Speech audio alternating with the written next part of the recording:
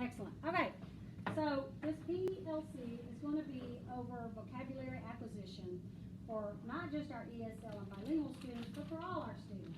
But we know it really helps our ESL bilingual students.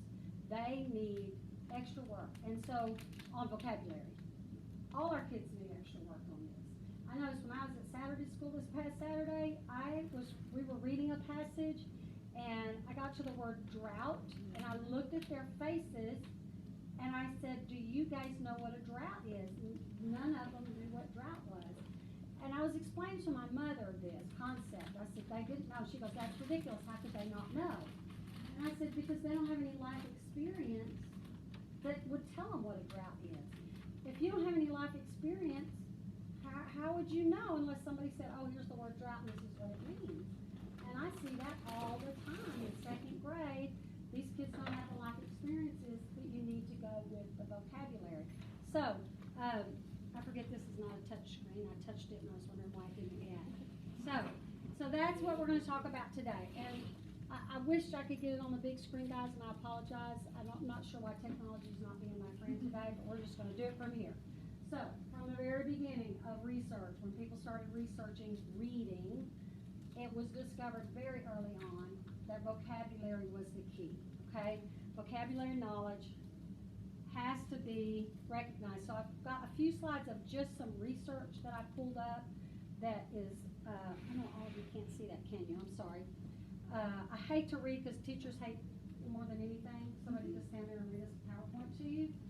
But you can see these, and it just tells you second grade children in the highest quartile have double the vocabulary that kids in the lowest quartile has. And so whether that's 500 words or 5,000 words, imagine a kid that has 5,000 words and another kid only has 2,500 words.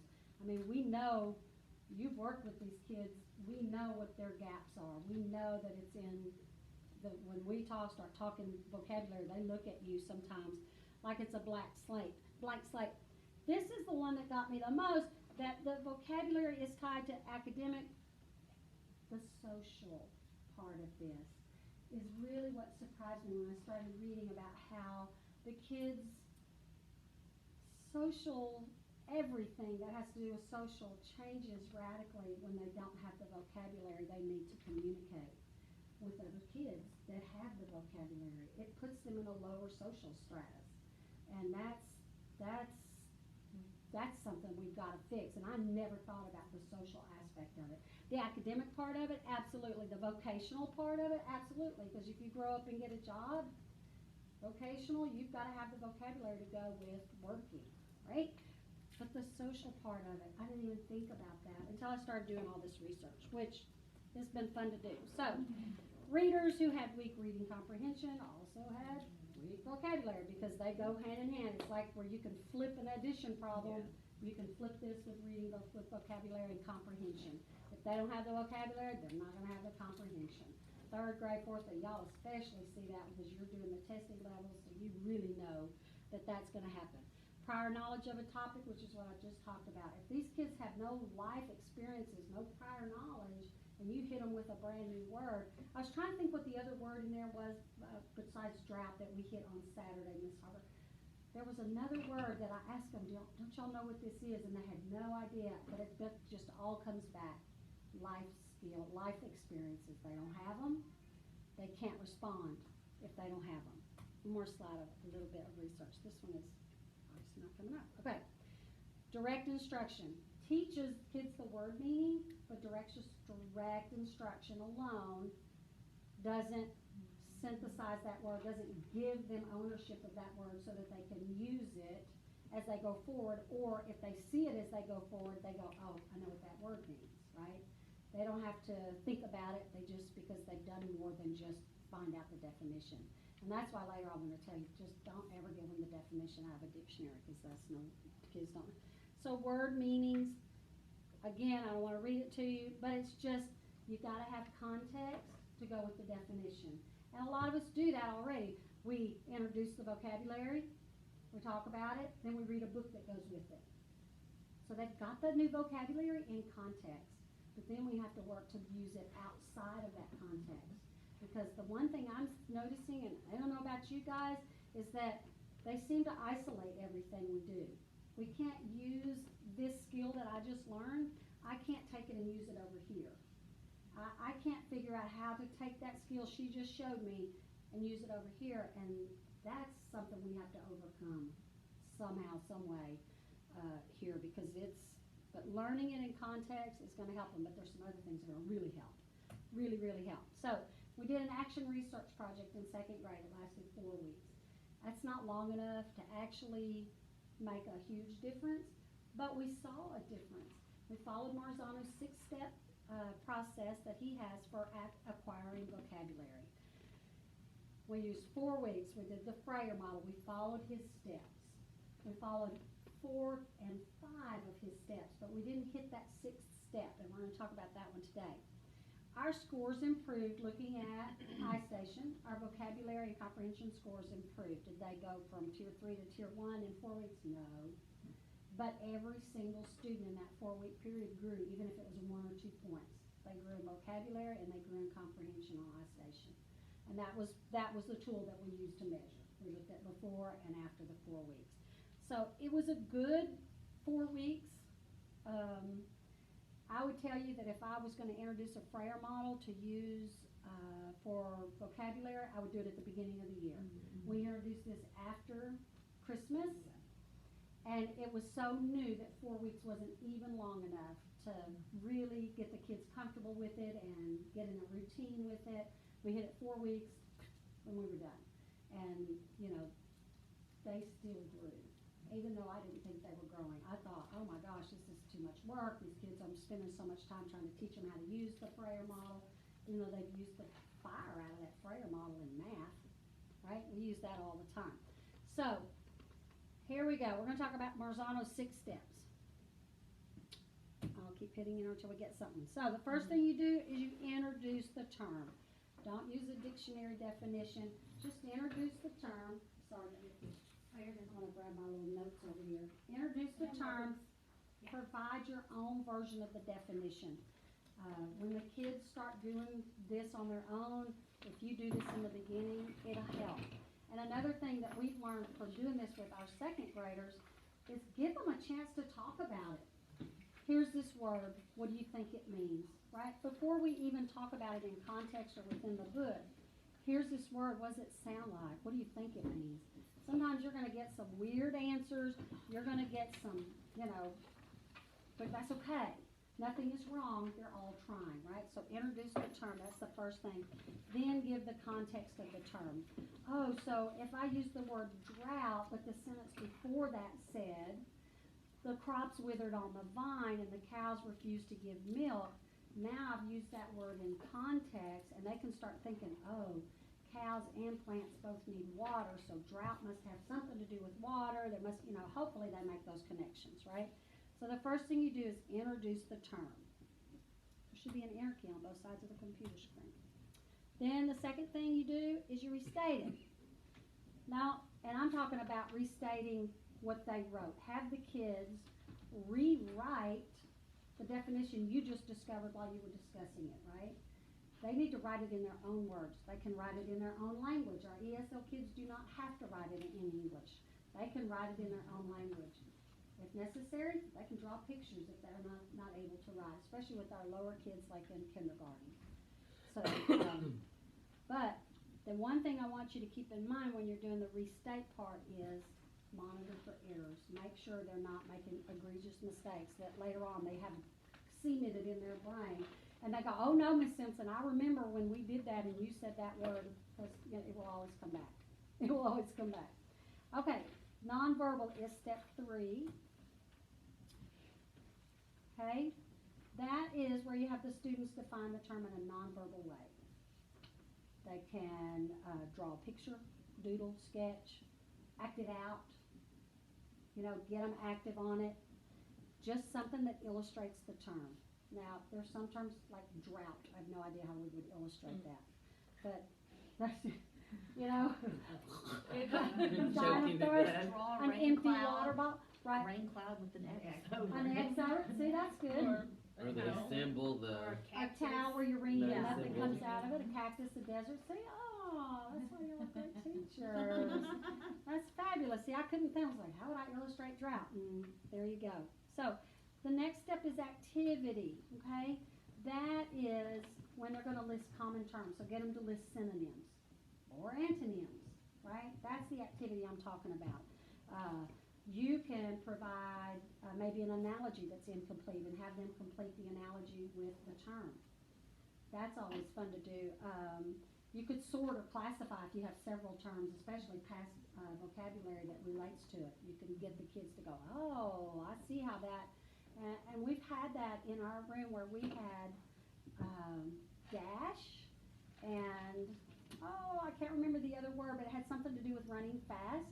And we introduced the word dash first, and a couple of weeks later we had the second word come in, and I had about 3 kids make that connection. You know, they're always popping those fingers up. They made a connection, and when I asked them, what connection did you make?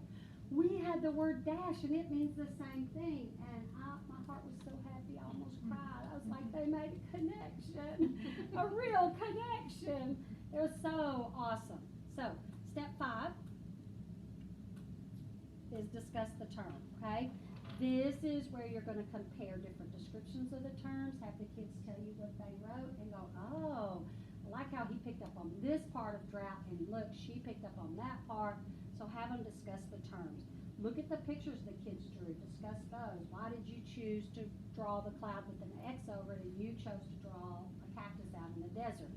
Discuss it, because the more you talk about it, the more concrete this term starts becoming. Okay? And the last part, my favorite part, I have no idea why I have to keep hitting enter, is games. Sorry. Games is the 6th step. And that's what I'm going to teach you today, is we're going to learn some games. Fun things that you can do with the new vocabulary. We all know to make word walls so that kids have these words in front of them all the time. Those are great. But I would also, besides just a word wall that sits over there that you can refer to so you can spell it correctly, because we're also teaching them right. Use your resources to spell things correctly. Just keep using the word. You know, if somebody in class dashes across the room, go point to the word and go, are we supposed to dash across the classroom? You just use it, because the more you use it, the more they're going to use it, the more concrete that term becomes. So that's the big thing. Okay, so games. Some of them we're going to play, some of them I'm just going to talk about. Vocabulary basketball. I talked to Miss C about this one. It's one of my favorites, and I'm just going to talk about it again. So, flashcards with the vocabulary on it. Okay, when you have 2 teams or 4 teams or however many teams you want to make, or just a kid, stand them in a straight line. Hold up the flashcard. Kid reads the flashcard, they get a point. Then they get to take either, we call it trash ball, or you can have a little ball and a trash can or a basket. They take the ball after they get the word right, and if they make it in the basket, they get an additional point. Okay? If they don't, they just leave with their 1 point. Sorry. It's okay. So that's vocabulary basketball. And there's some ways you can change that around if you've got ESL kids that are just got here and they don't have any grasp of the language yet. You can do objects. You can hold up an object, banana, apple, keep them in categories though, if like transportation and food and emotions. Maybe you have signs with happy face and sad face, and so, but categorize them so the kids kind of put those things in their little pockets in their brain so that they remember that's what those were for. So, but we call it trash ball in 2nd grade because we use a trash can and a wadded up sheet of paper. Because you start giving them, especially the little ones, stuff like that, and they'll play. They'll be so distracted. They'll be so distracted. Blind toss. I love this one. If you have a mat with numbers on it, or you can use a number line, or you can just print some numbers and throw them on the floor, then you're going to put those same flashcards face down on the numbers. Blindfolded kid tosses the ball onto the mat. Whatever number it lands on, that's the card they have to read, and that's how many points they get. Whatever number it lands on is the number of points that they get. My kids actually love that one. I think it's more about being blindfolded. They just want to, toss, and of course they miss completely, but that's okay too. But whatever number it lands on, that's how many points they get. So once they get going, especially your really competitive kids, they're gonna be thinking like, I know where that was, and I'm gonna try to just toss it so I can get it on the 10, or your really competitive kids are gonna figure that out real quick, okay? I love that game. The next one is true, false.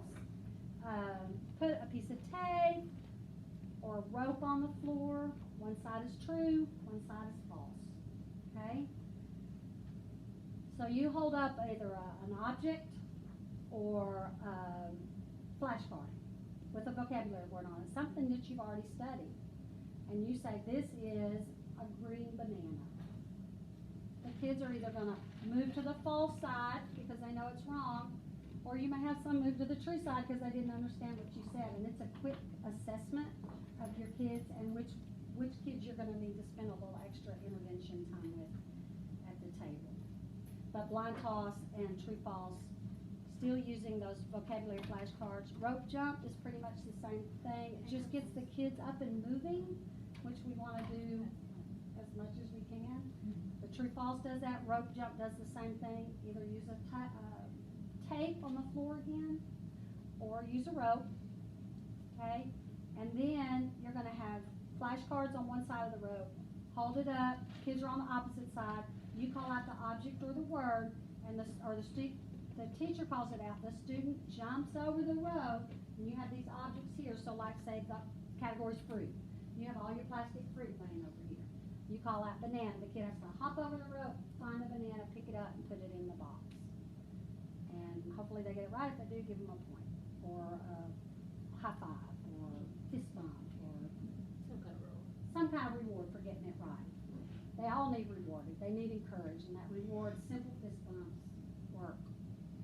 My kids love, and I will miss on purpose. I go, oh, missed that one. Have to go and get another one right so you can get another high five. So time bomb. I love time bomb because it's an egg timer, and the kids love to hold those egg timers. I don't know what it is about an egg timer at every age group. You could do it in junior high. You could do it in high school. Give a group of kids sitting in a circle an egg timer. You list a category. I pass you the egg timer. You have to say a word in that category. Okay? You pass the egg timer, and she has to say a word. Whatever kid winds up with the egg timer when it goes off is out. They have to go sit. In my classroom, they sit in the swamp. You just send them wherever you send them when they're out for that round, and then, play another round or something without them, and then they can come back. I talked to Miss C about this. Kindergarten has kids who don't go out very well. They don't go to the swamp very nicely. So figure something else out. I don't know what an alternative to making them out would be if they caught the egg timer. Maybe, I don't know, if you think of something. Just name a part of the game. They give you the one to pick the next category. Oh, Or a card, something like that. that's Be a good. teacher helper. You're out, but now you're teacher helper, and you get to pick the next category. Ah, Something that we work on those social skills along with vocabulary. yes. Yeah. Working on those social skills. We got to keep doing that. Don't be a slow loser. Right, and they do. They need to learn not to be a sore loser. They need to learn that sometimes you're not going to get an award. Sometimes you're not going to get rewarded. Sometimes you make mistakes. I tell my kids in class all the time, we make mistakes, we learn from it, we move on. If I'm not making mistakes, I'm not learning. You have to make mistakes to learn. We're not born knowing everything. And so whenever I make a mistake, I make a big deal out of it in the classroom. Miss Simpson boogered that up. I'm going to quit and go home. I am done. I made a mistake. That's it. They will, no, you can't go home. You have to stay. No, I made a mistake. I quit. I'm done. I'm giving up. I can never do this again. They just die. They just, oh, you can't. You have to stay. You have to stay. And I go, so what do I do? And then they'll start telling me, we move on. We learn from it. We move on. They tell me because they've heard it so much. You boogered up. You made a mistake.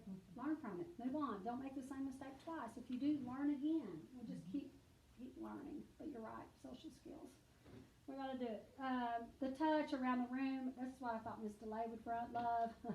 Teacher runs around the room touching objects. And this is great for your bilingual ESL kids. Run around the room touching objects, and the kids have to call out the object. Oh, that's cool. That is a lot of fun. And I know last year another teacher in second grade got a student who came with 0 English. That was a great game for her because she had nothing. But that goes into label it. I know I'm going kind of fast, and I'm sorry. But that goes into label it, which is labeling the items in the room. Taking the student around the room and showing them the word and the object and have them name it. Then after doing that for a week or what you feel like is an adequate period of time, take the labels off. Then walk around the room and see if they can still name the same objects. And then the most fun part of label it is put the labels back, but all on the wrong things. And have them sort the chaos out.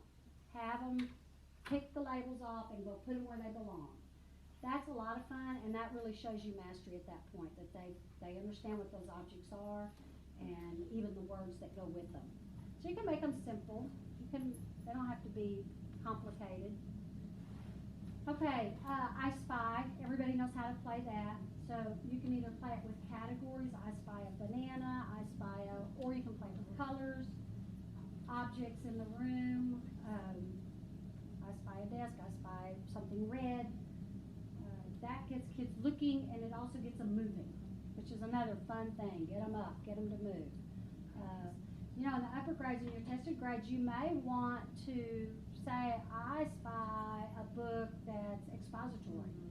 Have some books laid out and have them rush for it. I spy a narrative book. I spy, I don't know, a Ford Ferry pack, whatever. Because we're seeing those in our sleep. So just do that. Just whatever works for your age level group. That's especially these ESL bilingual babies. We got to help them out as much as we can. All right, hangman. This is mostly for the big guys because the little kids aren't doing the hangman yet. But pull a word. Have your kids working as pairs, maybe elbow partners. Draw the little gallows for hangman that we have. Y'all know what I'm talking about, the little thing. And then have one student call out clues, and the other student is trying to guess. If they don't, they get the little, let's take one comes first, the head or something, right? And then just keep going. You can use categories to guide the students. You can do it whole class for points. This one is kind of the same. If you get the kids up and moving, have some objects. We're going to pretend like it's plastic free just for the sake of talking. Toss them all around the room. Pick them up, just throw them. Or have them planted before the kids get there. And then just have the kids say, give me, right? Teacher's going to toss them around the room, and then you say, give me an apple. And whichever kid you pick has to run and get the apple. So it's kind of like the other game where they jump over the rope and select an object. It's just a different way of moving. That kinesthetic learning that goes with, we know works, right? But on this game, I wrote on the bottom of my note card, don't just let them give you an apple and go here. I want them to say, here is the apple. Make them speak in a complete sentence. I found the apple, right? You asked for the apple, I have the apple, here you are. Something like that. Get them to talk, don't just go here. Or in some cases, they just walk up to you and smile and hold it. And if they're in that silent period, it's hard to get them out of it.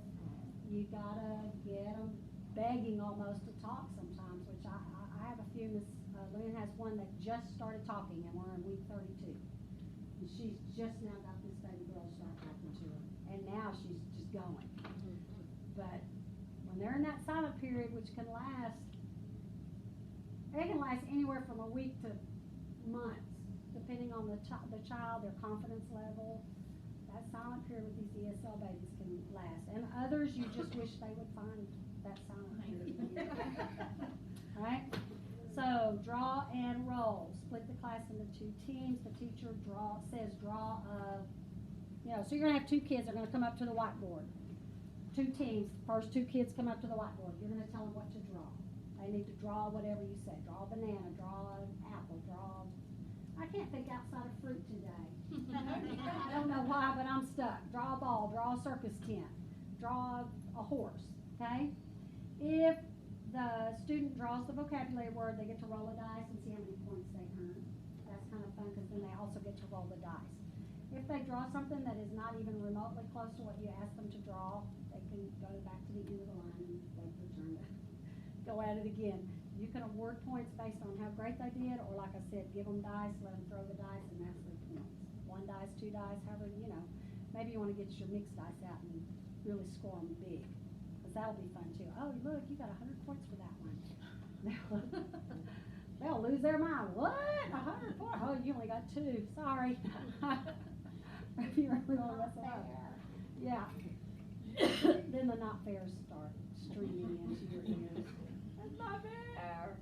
No, it's fair. It's my game. It's fair. I pick, I choose. Yours doesn't look like an apple. His does. I don't know. So, dog, cat, it's like duck, duck, goose. But it's dog, cat. Or you can use other words like big, small, happy, sad. Sit them in the circle, have a vocabulary word. Dog, cat, or big, small, whatever opposite word you want to use. Then you say your vocabulary word. Be ready to run, because you're the first one. You got to run and go sit where your student was. It's the same game, but they're listening now specifically, not just for duck, duck, goose. They're listening for a vocabulary word at the end. That's fun. And it gets them up. You get them moving. Charades. Everybody loves it and knows how to play it. Thank you, Ms. Jenkins. You're welcome, thank you. Everybody knows how to play it. Give a kid a word secretly over here. They got to stand up and act it out. Even you could do 2 teams, which is even more fun, because then you have 2 kids standing up in the front of the room acting out the same, and kids will be looking at both of them trying to get a clue. Whichever team gets it first, they get the point or the score or however you do. The high five, fist bump. It is fun to have a couple of them up there at the same time. I've done it. It also creates chaos because they are screaming, they are yelling, but that means they're talking. They're trying, they're using their words, okay? I know I'm going so fast and I'm sorry. Category tag. Pick a category. Food, weather, transportation, anything like that, okay? Teacher chases student around the room, right? Tag them. The student has to name a word from the category. Kindergarten's looking at me like We love you, Simpson, but. Tag usually means oh no. Violent. Okay, so before you play this game, really. teach your student it's a 1-finger bump. We're not punching, we're not pushing. It's a 1-finger bump, right? I got you. Because then that turns into. Yeah. Yes, he hit me. Boop. Well, you just hit him back. So now y'all are We're even. even. Right? I get 1 finger. 1-finger tag. So name it. 1-finger tag. Oh no, I had one million. Yeah, probably driving Not me. anymore. She's like freakishly strong. I'm serious. They will. So call it 1-finger tag. You chase the student around the room. When you tag them, they have to name a word that's in that category that you named ahead of time. So it's a lot of fun. And it gets you up and moving too, which we could all use a little more moving, okay? If they can't name something, they got to sit out the next round. Put them in a swamp, and then they can come back. Well, put them in whatever you call it. I don't know what y'all call it. That's a swamp in my room. And if I'm in a particularly good mood, my swamp will have alligators in it. So they don't want to get in the swamp. I got alligators in the swamp today. Y'all better not get in the swamp. Okay? Category spin. This is like spin the bottle. Put them in a circle. Spin an object. An arrow, a bottle, whatever spins well. Right? Whoever it lands on, they have to say a word from a category that you've picked ahead of time. So today we're going to do weather. Spin the bottle. It lands on Miss Patterson. She has to say something that has to go with weather. And that's something y'all just learned in science, right? It's going to be a category of something you just covered. That's how we bring that back and keep it in their little brains. Then pick another category or same category. Play starts over when a student can't say or repeats a word that somebody else already said. So, oh, you know what? And I'm sorry, I'm looking at my card and I realized I added a little twist to this game because I thought it would be fun. So whoever it lands on is going to be first, right? So we spin the bottle, it lands on Miss Harper first. I say, we're talking about small animals, okay? So say it lands on you, you're first. Rabbit. Cat.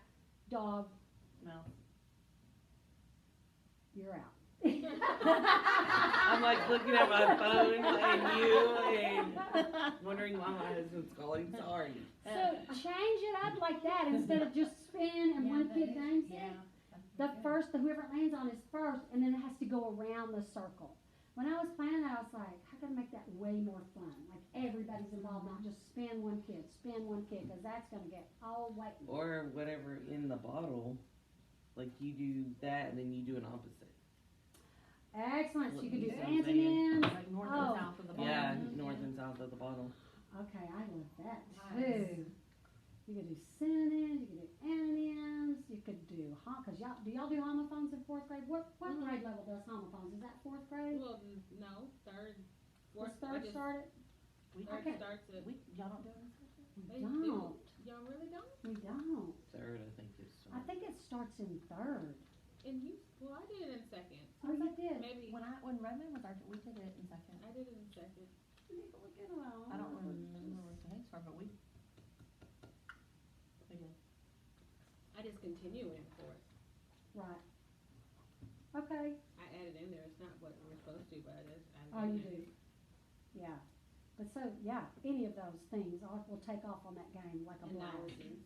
Analogies. Oh, you could do all kind of fun stuff with that. Ooh, I love having brains together because, boy, we come up with fun stuff.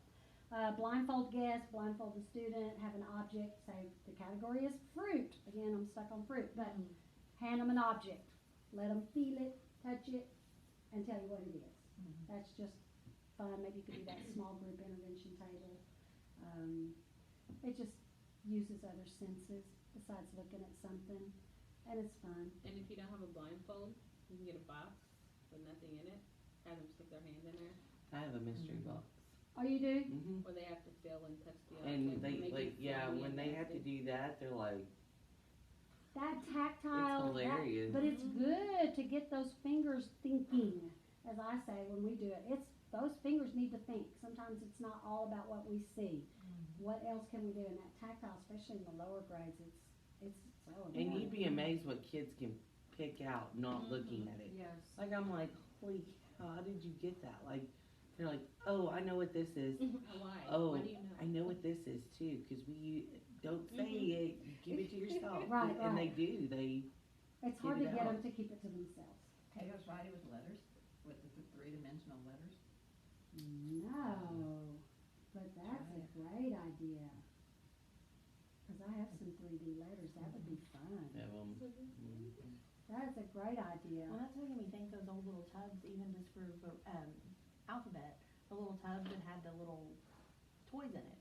Oh, yeah, Each letter, had a little tub, right, and nobody has a complete set anymore because they're old. But Yep. using That that would be to help with the vocabulary right. would be really helpful too. Because I'm thinking, where do you get all of these items? Well, Right there. right there. Right there. So you I can mean, say, we all have like incomplete sets of that. I mean, so put an object in there that starts with the letter A. Whatever's in here starts with the letter A. Is that what you're talking about? well, but even using that as your source for some Oh. of these vocabulary Oh, yes, words, because you're saying, because if it's not fruit, it may Yeah, not be these something objects, easy yeah. to find the object, right. but that would be a resource, Oh, because that's a there's great idea. probably, A few I mean, like I sets said, in I there. have an incomplete set, so I don't really use it for my ABCs anymore, but I could definitely use that whenever we're doing vocabulary, if it's something I have. Right. I was trying to think of something, because if it's not something easy like fruit, then where do you get Right.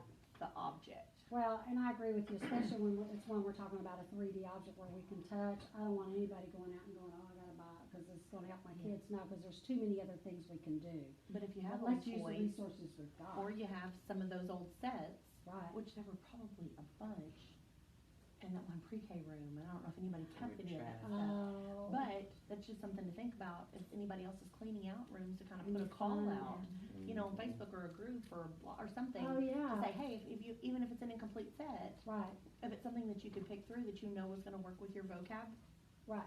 That that would might be perfect. be helpful, That would be good. Those cause I know I'm gonna backpacks. look through mine, oh yeah, and those Do backpacks. you remember those backpacks that because they got rid of them, they had a backpack with a concept in it that had a bunch of stuff The little like that clear too. backpacks, it has like a book and a concept, Mhm. so just kinda to get some of those, especially if we're getting the new curriculum, Right, and we know ahead of time, what our vocab's gonna be, it's something you could build to have some tactile stuff, That's because a some great kids idea. are so Right. tactile, cause I have a couple of centers, and it's not just a picture to match the beginning sound. I also have one that has the toys, and they love that one. Mhm. They love to pick them up and touch Oh, them, yeah. and, Oh, You it's, like those big backpacks? That's what I was looking at. well, they were kind of They like were that. just like that, It was like but a little. take-home, Small. They like were book. this big, and matter of fact, whenever I I have some started in my working room. here, I took some because they were in that one room that they were. yeah, they Throwing told them us that to throw them away, and I was like, I'm not throwing this away. I did empty the stuff out of them though, Because some of them were good and I books that used we them used. as take-home reader Yeah. bags. Well, I grabbed, because the books, some of them were books that we use, Mhm. and then there are things that go with the book. So when I read the book, Yeah. I use those Objects. little objects. and with the new font, Ms. Pennell, we are gonna have the vocabulary ahead of time with everything you read, so I mean, that really So will help. it would be easier to gather, Right, you know. absolutely. And I just thought, when we were talking about homophones, I have a set of homophone flashcards, multiple sets of homophone flashcards in my closet. So if you're using those, we may be That's probably sharing. why, because back when Reverend did it, we, Right. Some of mine are still shrink wrapped, they haven't even been opened. Mhm. So, I go through the common ones, just right. things Um, that they'll get like every day. I saw one the other day that I thought, oh, I need to teach my children the difference between cheap and cheap. Because they hear it, and we come across other words every now and then that I realize I have to tell them, oh, this is this part, but then if I was gonna say the other word, then I have to spell it like this, because they sound the same, but they're not the same. But I still, this is my third year in second grade, have not seen anything that talks about homophones. I don't think it is. I just don't think it's in I've been- second grade, I've but I been feel bad reviewing- that, because I've I'm been young. going through Thank you, because the I'm thinking, teams. Jiminy Cricket, did I miss something, or did Miss maybe it Leonard was miss something something? he just Now, thought about, maybe he it knew it was does, something like, they needed, and it we does just- say about use context to determine the relevant meaning of unfamiliar words or multiple meaning words. Right, They a lot of times click it under that, but it Oh, doesn't specifically say homophones. teach homophones. Cause he was big on, prefixes and suffixes too, to try and help Yeah. figure out what words mean. We cover that, and that kills kids until you get But closer to like, the end. see, the homophones, I would focus on with like there, and there. Yes, And like we say it in first grade, we do it in first, cause kids notice. Well, there's two and two, there's different Two and two, twos. Yeah. And I'm like, there is different two. There's different there, and they'll notice that. So we do like a a little mini little lesson. mini lesson on it, but we don't focus on it. Yeah. So I Oh, mean, that's like good, they yeah. have background knowledge of Yeah. Got my brain going again. Okay, sorry, I don't know where we are, and I don't wanna keep you any longer than we have to. Art gallery. Draw some squares on the board. Give the kids however many squares, do 4. I think I put 4 on here. Nope, I just said draw squares on a board. Give each student a whiteboard, or use your board and let them go up there. You call out a word, and the student draws the nouns, the dog, the truck, the cookie, to that effect in there, right? You can do verbs, a man running, somebody eating, somebody sleeping, so you could do verbs. I don't know why I wrote, I wrote examples on the back of my card. Big elephant, angry lion, expensive diamond ring. I put train, sleeping, so there's a lot of ways you can do that and get them to draw, because that again, that's getting them doing something besides looking, and the hands is moving, that brain is thinking outside of the just read the word kind of thing. It starts. It starts in third, You're good. okay. So, Prefix suffixes are in. but you know what, I wanna add it on here at the I very know. end, just to give them that little schema, so they go into third grade with that little bit of background knowledge. That'll be good, Apple pass, talks a fake apple, or real one. 2, I keep know, thinking about Jamie, kindergarten but- when I say stuff like this. You know what, it might have been one of our spelling lists, might have had some of it, because Homophones in it. he came up with our own set of spelling words, because we didn't use the Yeah. book.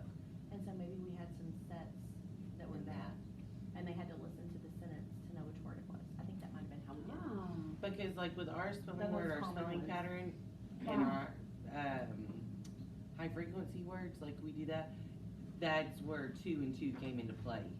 They were like 2, and I was like, there's actually 3, like we went into it. right, I'd have to That ask him way. to be, that might have been how we did it. It might have been some of our spelling lists, kind of pre-teaching that, but then Right. also had to listen to the sentence and the context clues to know which Which spelling word, word which it was. homophone you're using. Yeah, see, well, now you're making me think. Okay, no, apple pass, toss an apple to a student or an object, could be something soft and squishy, especially if you have kids that can't catch. Yeah. Which that's one of the reasons I kinda miss junior high, is cause you could toss them something and they could catch it. You toss It's like- something, maybe, toss something to a second grader, they're like, It hits them in the It head, hits and then they them. look at it, or then they do their I'm like, head. y'all don't know how to catch. You need to work on those I thought you- skills. That hand-eye coordination, guys, Yeah. those reflexes. I have one that does it. So you know That's your awesome. kid all the Yes, time. it's like. Oh, yeah, I would throw that kid Watch every this one. single time. Working on those reflexes. Yes. So, with the very soft squishy pass, instead of the apple pass, you say a word, an English word, as you pass it to the kid, and then they toss the apple to another kid, and that kid says something in the same category. It's just basically doing that, which gets them, you can set them in a circle, and it just gets them going. But again, if you've got kids that have no reflexes, but you can do numbers, animals, food. Oh, why am I always thinking about food? Basketball card, I know, I don't know. I have so many here I wanna go over. The banana race, draw a racetrack on your board. This one's fun, cause kids love, especially boys, they love racing. Draw a racetrack on your board, okay? Have your list of words or pictures. I wanna start give me a bank of sounds together and see if they can identify a sound also. I think that would be fun. I think that would be fun. So, but have all that ready, make your teams, make them small, because you want an audience to be the crowd. You need people cheering and clapping and encouraging. So that's another social skills. Teach them how to praise and, you go girl, you know, teach that. We did this summer whenever. Yes, we our were videos. had- How to praise We had other to make kids. those Cheer videos. them on. How to cheer them on, and like, And they were looking at each other, and I was like when you got out, then you were supposed to cheer on the person from your team that got to move on. but they would look Oh. at each other. Cheer. Cheer. What do you mean? Yell. Yay, Yay, go. And they go. were So the like, three of us were yay, like, go. And they're like, So obviously something we have to model. Yes. Obviously something we have to model. Yes. So show the kids a picture, ask a question, whichever team answers it correctly, take a magnet on your whiteboard if that's where you drew your, and move them ahead on the racetrack. So whichever team gets to the end first. So I call the kids in this one bananas. So the banana that arrives at the finish line first wins, okay? So I think that one's fun because I like the crowd cheering. Badminton, have some balloons and fly swatters. The bigger the balloon, the slower it's gonna move. So if you have those kids with the slow reflexes, feel free to blow that balloon on up, right?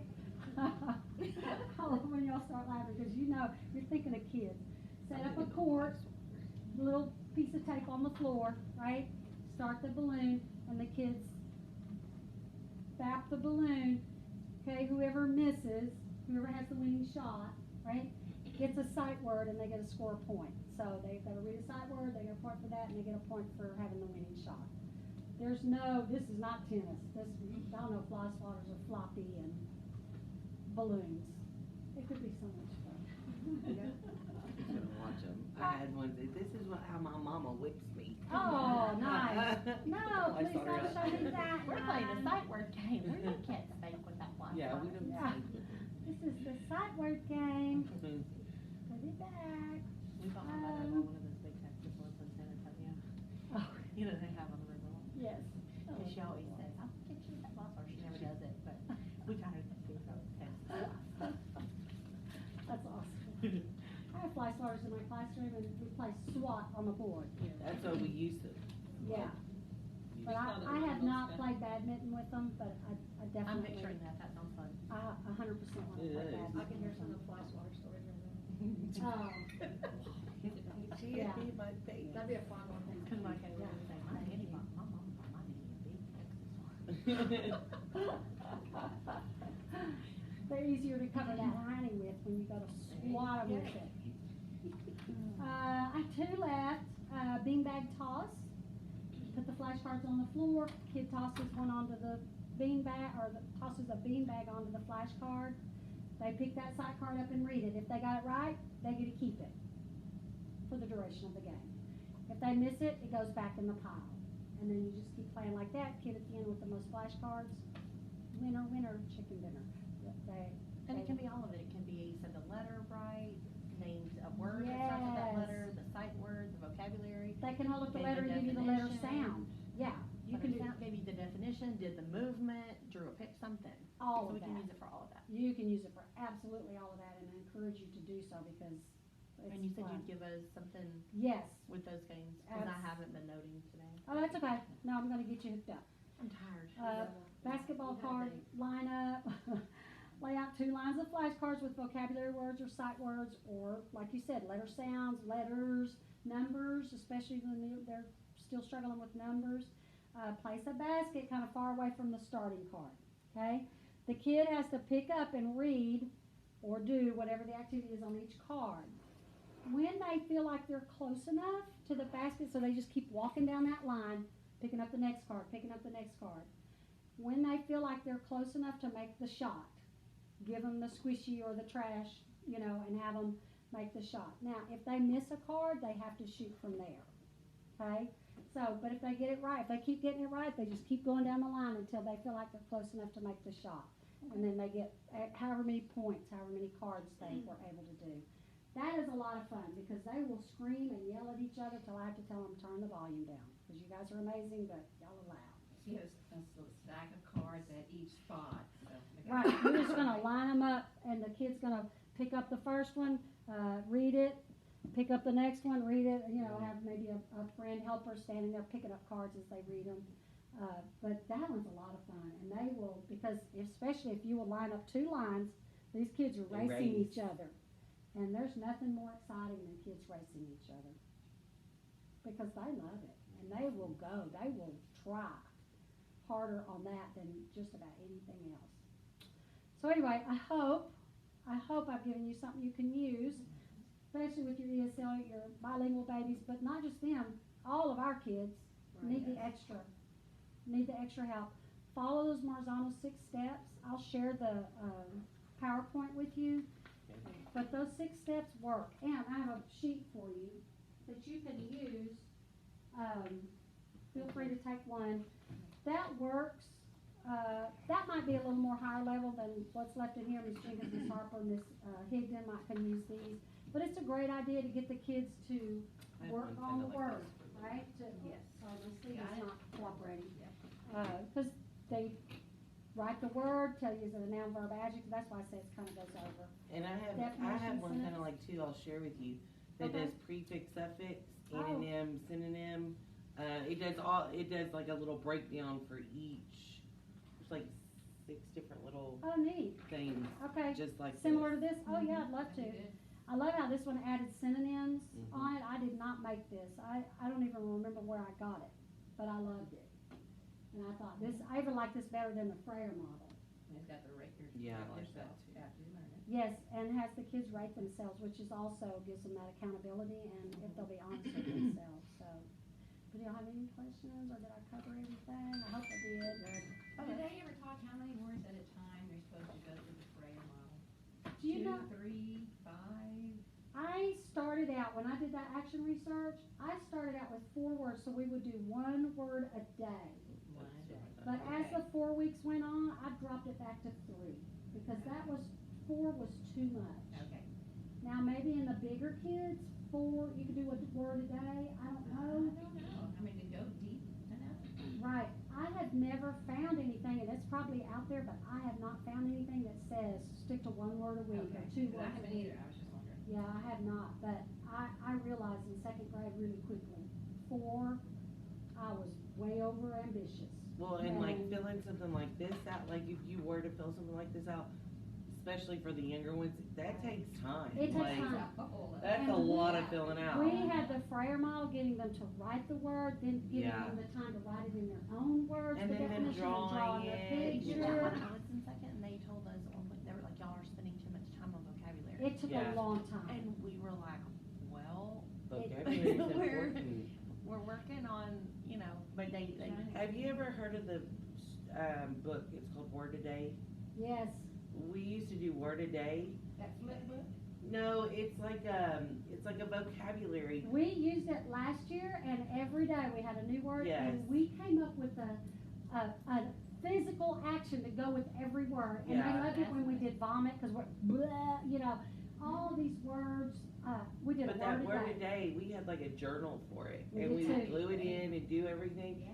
And that word a day, and you'd be amazed, like at the end of the How year, much they would remember. how much they would like, they would flip back through that, and they're like, remember when we did this, like, What grade level did you use that? they have books for kinder We used it through, in second kinder grade, through 6, I know Every for day. sure. Okay, so they have one specific. Yes, For there's grade one levels. for grade level. and we would write the word in our journal, they would write the definition, and then we would say, how are we gonna remember this word? And we would act it out. Yeah. That was the most favorite thing, and then at the end of the week, there was a little review sheet that you could give them to assess how much are they remembering that vocabulary.